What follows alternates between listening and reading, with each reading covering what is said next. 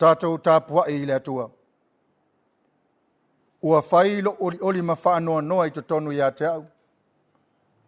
Le ai ea ni pulu pāsama i kili ata. E reo iai ea se fō mai. Aua whetala i atu Yesu i ate ia. Lo wafa fine. O lo whātua tua wa e malo lo ai. Ina alu ia oe manuia. Mai e malo lo i lo mai tinga. Se o tātou te talo mo le anganga pa ia. Ua mapu mai sa moa malau e kale sefe au masanyo le ne yaso. Ua tatau ai maono mea ona avatu la mātou tāpo inga whawhitai i la ua fio. Le ala leo le mātou whaolo le maau. Se ia fio mai e ala i lo anganga pa ia. Tau to lua lo mātou vai. Ina ia whaiale nei tāpo inga le ava male mi ngau e tatau ai. Mo le vi inga sili o la ua fio. Ono Yesu wala toila mātou te talo. Amen. O le whaitau wina o le tusi pa ia. O le tusi whiriwhiria mai le whenga inga tuai. Jeremia ilona mata upo e valu. Alona whai upo se furu ma le valu. Se whapau mai le lua se furu ma le lua. Jeremia ilona mata upo e valu. Alona whai upo se furu ma le valu. Le lua se furu ma le lua. O te whaitau wina ni nei whai upu. Whafofonga maia. O le whaitau wina o le tusi pa ia. Ua whailo oli ma whaanoa noa i te tonu i a te au. Ua vai loto i te tonu i a te au. Whaauta, o le leo le alanga o le tama whawhine o le unuu ai nuu mamau. E leo siona ea le alii. E leo iei ea lo na tupu. Seha ea le mea ua lātou wha ono mai ai a te au. Ia lātou tupua ua tā. Ma mea ese e whātau waa. Ua momo lo loto. Ona ua tui momoia o le tama whawhine ala unu. Ua au wha noa. Ua maua au le wheme me ai. Ele ai ea ni puru pā sama i kili ata. Ele o iai ea se fō mai. Se hafo ile mea ua le wha malo loina i le tama whawhine ala unu. O le tusi whiriwhiria mai le whenga inga whau. O le evangelia na whamauina e māreko i lona mata upo e 5. A rona whai upo e 2 ma le 5. Se whangata mai le 3 ma le 4. O te whaitau a whoi ni nai whai upu. O le tasi whawhine whoi ua ia te ia le puna toto i tausanga e 10 ma le 2. E tele foi mea na ia ti ngā i fō mai e toa tele. Wa umātua i fō ia na oloa. A ele ia o ngāna vai a te ia. Whālongo ia ia Yesu. Nā luane leo i tua. I to tonu o le motu o tangata. Ua pai ane i lona ofu. O na utu loa leo lona puna toto. O na iloa lea ia lona tino o wha amaro lo ina i lona maiti ngā. Sila fia loa i Yesu lona lava fina ngalo. Waru watu le mana na ia te ia. Ona whaliu leo ia i le moto tangata u whape atu. Po ai ea na pai mai i o ofu. Whai mai leo na so ia te ia. Wa e sila fia le moto o tangata. O lo feta omi mai ilantou ia te oe. Ai e te whtalai mai ea. Po ai na pai. Ua sila solo foi o ia. Ina ia sila fia le na whaia lea mea. A o le whawhine ua matau manang tete. Ua nei loa le mea ua whaia ia te ia. Ua sauma whapau o ia i ona luma. Matau tino atu le tonu ia te ia. A ua whetara i atu ia te ia. Lo ua whawhine. O lo whātua tua wa e malo lo ai.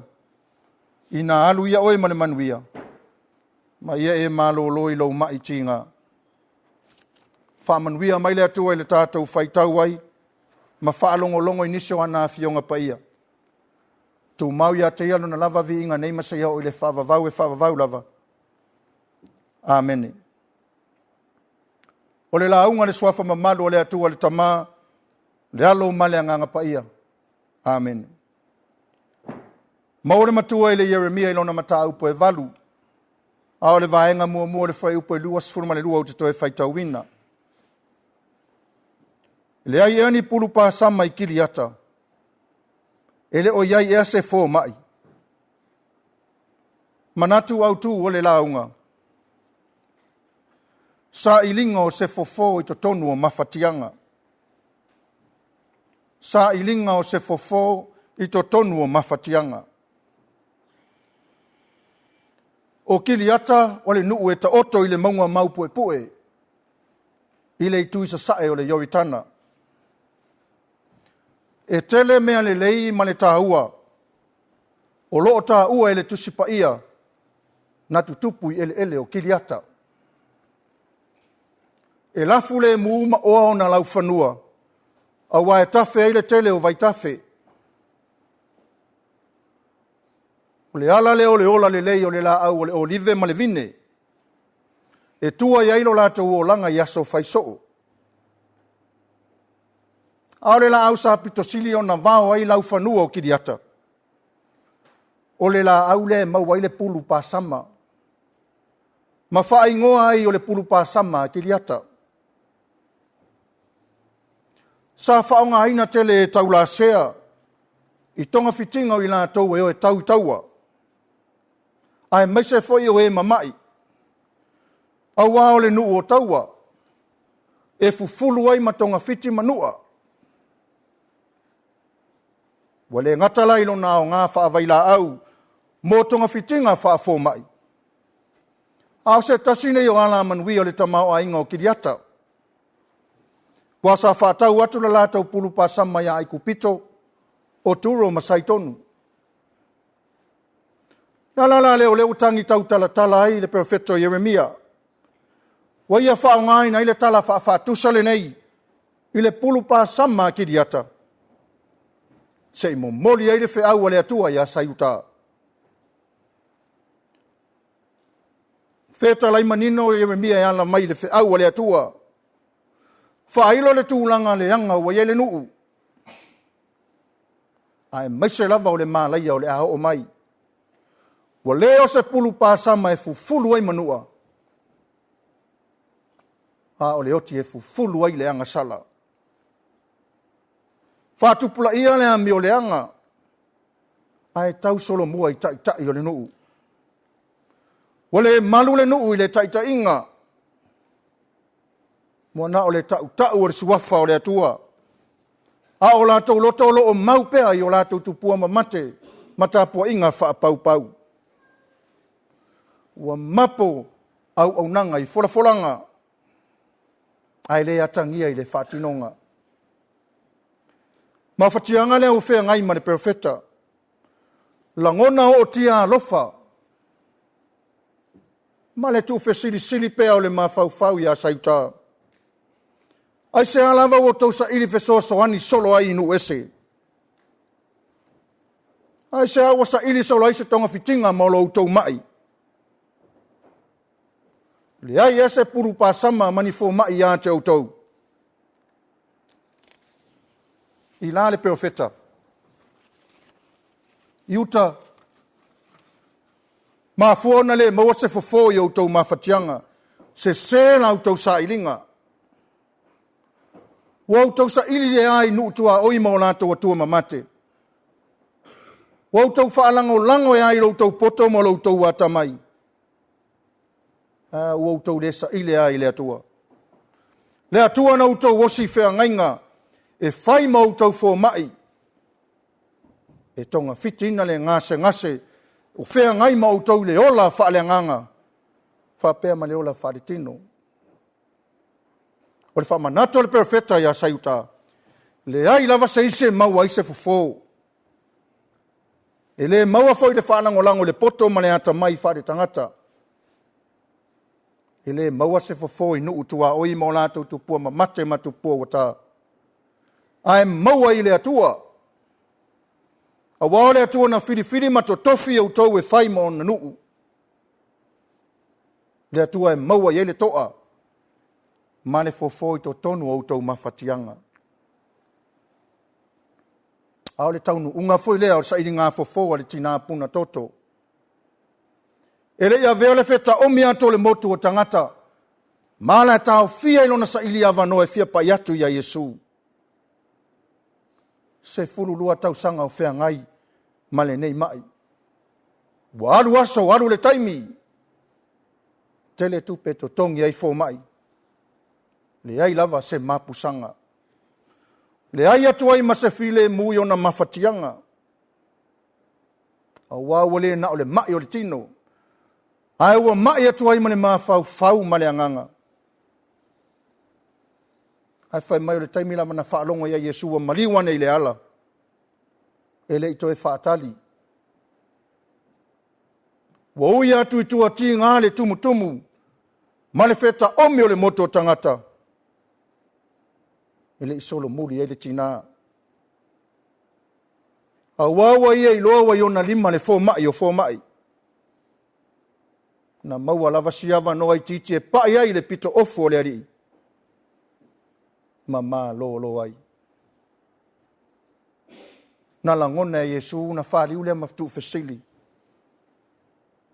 E iai le tangata na pai mai a te au. Aia saule tali ale au sou. E le mawhai o na au atu seisi. Ona ole nei tumu. Fetalai lava Yesu e le tangata na pai mai. Langona le lei ele ali ele ese esenga o sa ilinga. Wale ole tau ina pai. Ai ole pai lo saufa tasi ma le fe au lo momoli mai. Ole sa ilinga fo ma le fa tua moni.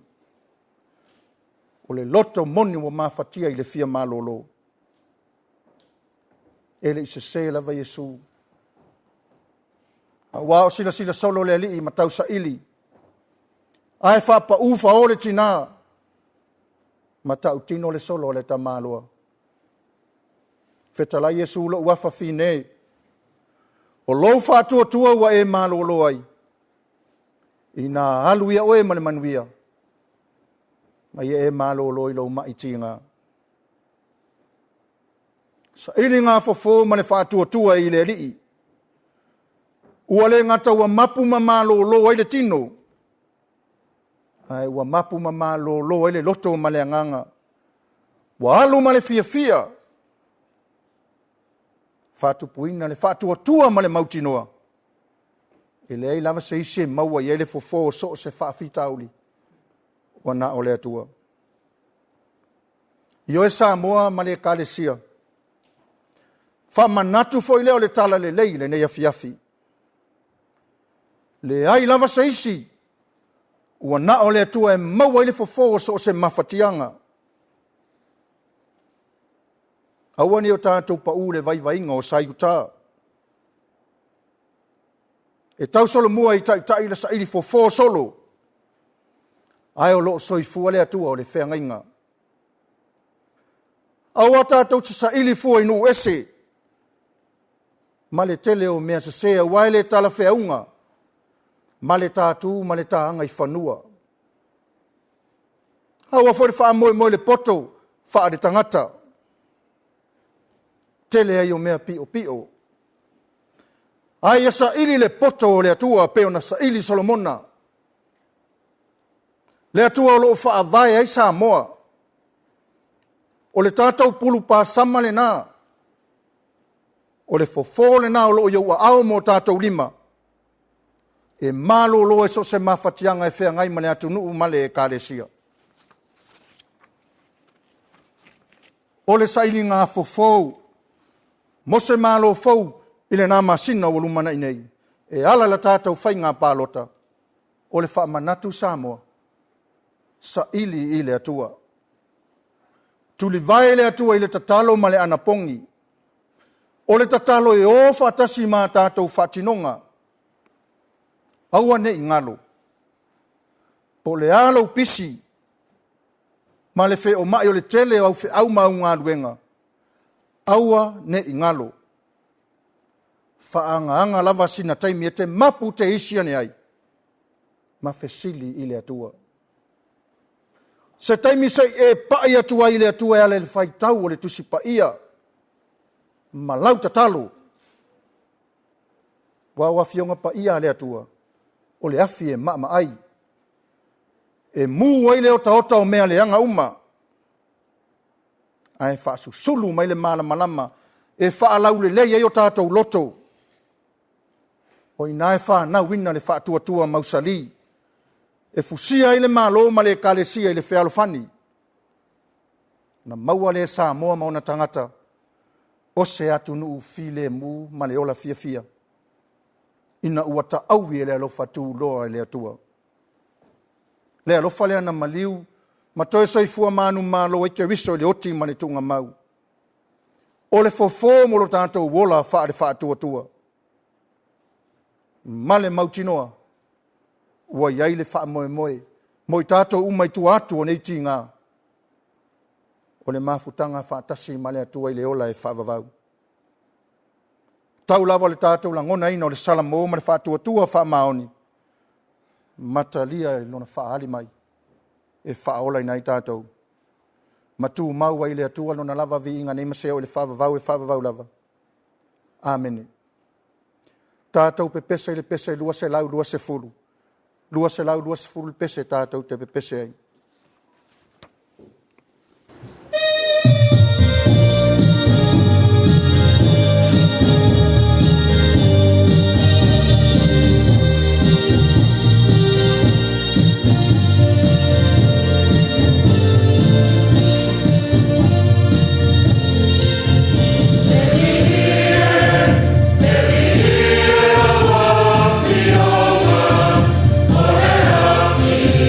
Ole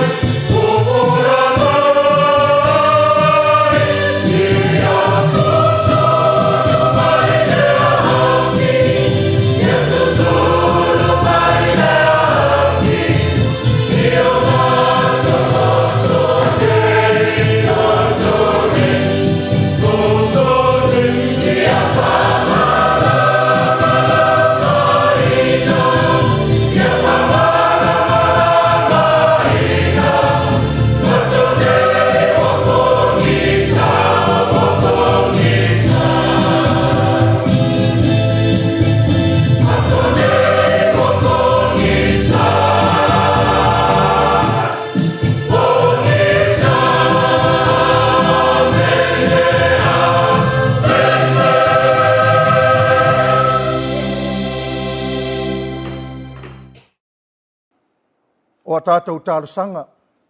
O le tātou te tālo le whaafetai. Te tālo le whaato senga. Tui nātu nisi o tātou mana o ile atua. Ma le te tālo whaamanuia. Se o tātou wifo. Ma te tālo ile atua.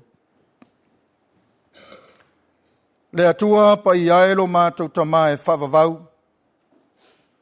O le atua o le alofa muti muti male umalava. Tele ngese lau toa saa o lo alofa. Ua tele pea lea mo Samoa malau e Kalesia. Whawhetai lo alofa malau whamaoni mo si o mātou watunu. Ua mātou mōri mauina fo ile nei aso. Ua sa ta ape ti ute ma Faiga ese watutofi ma vala wina ailo lātou soifua. Malo mātou wola wale tautu eino le malo. Ai whapea fo ile atina eino a inga. O nuu male e Kalesia. Le ngata fo ileo na i whanau. I leo atu ma fo i mai a oa onga. Whawhetai anga le lei, whawhetai alofa. Mausaria i pea ma mauare whaatua tua o Samoa.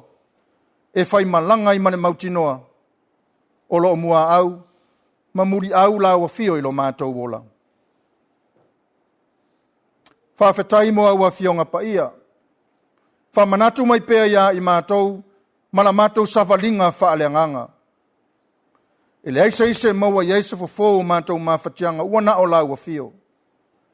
Pea whai o soifua, ma ola Samoa i lau ami o tonu. Ma ia atangia le ami o tonu, ia mātou whatinonga, ma whai unga whai so se au aunanga. Whawhetai anga pa ia, olo mātou whesoa soani sili. I taime whesoa ina ai, ma le mautonu le ola whaare whaatua tua. Ono le tele o mai leia le ti apolo. Whai lea ma vai vainga, ta lepe na ilo mātou vāno nofo le lei, ma le whealwhaninga moni e peona e fina ngalo iai. Sili lava ilo mātou loto whaafetai. Ono Yesu ke riso, ilona soifua pa ia na ofo ina mai, na maliwa i mo le whaamangalo ina wa mātou wanga sala.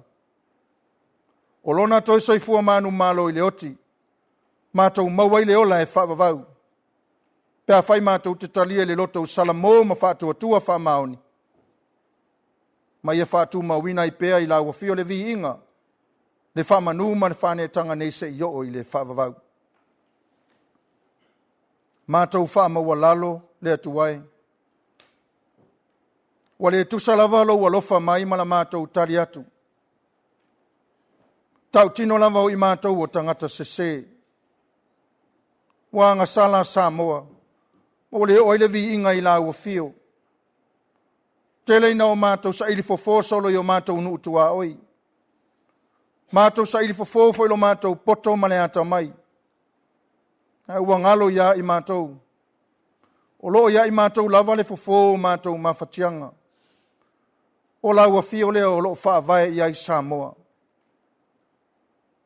Wa le atangia ilo mātou wola. Mā mātou whatinonga. Fōringa lofa o la wafio. Mātou le sava vali lau ami o tonu. Whaia lava lo mātou lava poto ma le iloa. Bo mātou pā ua le tele o vai vai ingo le o langa nei. Alofa lo mātou atua ma wha pale pale mai. Anga le lei mai. Ma wha maa ngalo mai si o mātou watunu. I le toto lo mātou wali o Yesu na wha maringina. E wha maa ngalo aia mātou wangasala. Lo mātou atua alo whae. O lawa fio lava malia ai o mātou manao. Se e wha manuia i a Samoa, malana whai ngā malo. Mai lava i ona taitai se o inai whana witi. Fuafuanga lelei uma wale manuia o Samoa. Ia loto lotoia i malawami o tonu. A sa auni foi i lana whai ngā pālota i le nā masina. Ia sa ili atu i la wafio. To tofi mai ni taitai e whai ma fō mai. E mapu ma malo lo i ai le atu nuu ma e Kalesia. Whamanuia le Kalesia o au Samoa, ma atu nuu ma mao man ngā luenga wha misionare. Whamanuia fo i e Kalesia so whaatasi i le atu nuu. Whamanuia whanau a Samoa. O nai matua tausi ta mama tina matutua i ainga, ma so se no fuanga o tausi ai. E o whata o toria i mai o le tino i whale mai ma ainga. Whapea fo i la tau o lo i le whale pui pui. Wha maa whana i e o wha noa noa. Wha manuia ia onga kewisiana uma. O loa o tauina ai, e au whai ngā ruenga totofi, o wale whi au whale nganga mo Samoa. Wha manuia le au whai ngā ruenga pa ia le atua so se whata whai taulanga, male ngā ruenga whai pea i le tū whale nganga. Au ase manuia o sio mātou watunu. Mātou te talo sei pui pui Samoa mai wha mai pipisi. Hau i lātou foi o lo whesuru whai solo, fia maua lau whesoasoani so se vaenga o le lalolangi. Ona o taua ma vai inga. A pātou o aoanga le lei, ma la vea ia i lātou. Tātou ma lau fio le nei pō, pe a whaia se malo longa lo watunu. Ana whai mai whanunga le lei o le aso fau, wha fo i pēa le vi inga i lau fio. O nisi o mātou te talo lo mātou watua. Wha tasi lava mal te talo i lele o le loto le tangata lava ia mātou te ofo ina o mātou. Whaia pe iailo ufina ngalo. Awa nei whaia o mātou loto. Aole manuia ma le file e mua lau o fio le atua lo mātou tamā. Le alofa sirisiri eso Yesu ke wiso lo mātou wali i mane whaola e toa tasi. Ile mane mafutanga marau lava a fio nganga pa ia. Tu mau mai le ilunga o Samoa uma. Ma lunga o i mātou uma male lano langi atoa. Nei masaya o i le whaavavau e whaavavau lava. Amen.